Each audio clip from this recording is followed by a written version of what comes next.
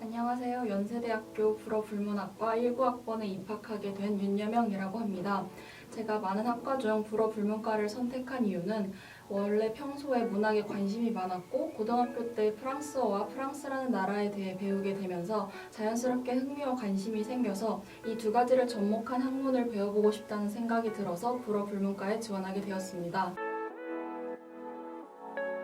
저는 대학교에 와서 대학 강의를 들어보는 것이 꿈이었습니다. 왜냐하면 중학교와 고등학교 때는 다른 방식으로 수업이 진행될 것이라는 것을 기대하고 있었고, 또 수업 시간에 노트북을 사용을 하고 또 녹음을 하면서도 수업을 들을 수 있다는 것을 영화나 드라마를 통해서 보았기 때문에 그런 생활을 기대하였습니다.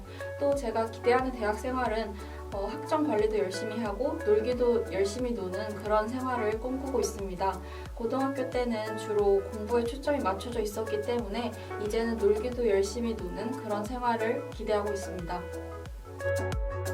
네, 저는 수시 전형으로 대학교에 입학하였는데요.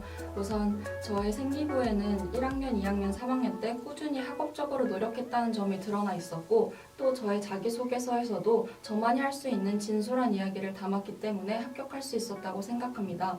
또한 심층 면접에 가서도 제가 자기주도적으로 학습을 했다는 점을 강조했기 때문에 그 부분에 있어서 큰 메리트로 작용을 해서 합격을 할 수 있었다고 생각합니다. 네, 저는 서울대, 연세대, 고려대에 모두 지원을 하였고 서류 전형은 모두 통과를 하여서 심층 면접을 보러 갔습니다. 최종적으로는 고려대와 연세대 두 곳에 합격하게 되었습니다. 저는 국어는 꾸준함이 생명인 과목이라고 생각을 하였습니다. 따라서 매일 아침 정해진 시간 동안 국어 모의고사를 푼다든지 지문 몇 개를 푼다는 식으로 매일매일 하루도 빠짐없이 아침 시간에는 국어 공부를 하였습니다. 이렇게 시간을 고정시켜두고 공부를 하였던 것이 결국 수능날에 가서도 그 해당 시간에 국어 시험을 침착하게 풀어나갈 수 있었던 비결이라고 생각을 합니다. 또 영어 과목 같은 경우에도 독해를 하는 과목이기 때문에 국어 공부와 방법이 결에 조금은 비슷하지만 조금의 더 암기와 스킬을 요구하는 과목이라고 생각을 합니다. 수능 영어가 절대평가로 바뀌면서 많은 시간을 투자할 수는 없었지만 EBS 수능 특강 수능 완성을 완벽하게 공부를 해두고 또 가끔씩 영어 모의고사를 꾸준히 푸는 식으로 감을 유지하는 연습을 하면서 공부하였습니다. 또 수학 과목 같은 경우에는 저 또한 많은 노력을 기울였던 과목인데요. 이 인문계 기준으로는 27문제는 수학 공부를 열심히 했다면 누구든지 풀 수 있는 난이도로 출제가 되고 나머지 3문제는 소위 킬러 문항이라고 말을 하는 어려운 문제들이 출제가 됩니다. 저는 그 킬러 3문제를 정복하기 위한 연습을 고등학교 3학년 동안 하였습니다. 우선 고등학교 2학년 겨울방학에는 고등학교 1학년, 2학년 때 배웠던 수투와 미적분 원의 개념을 까먹었을 수가 있기 때문에 EBS 수능특강 교재를 활용하고 EBS 강의를 함께 들으면서 빠르게 개념을 다시 한번 정리하였습니다.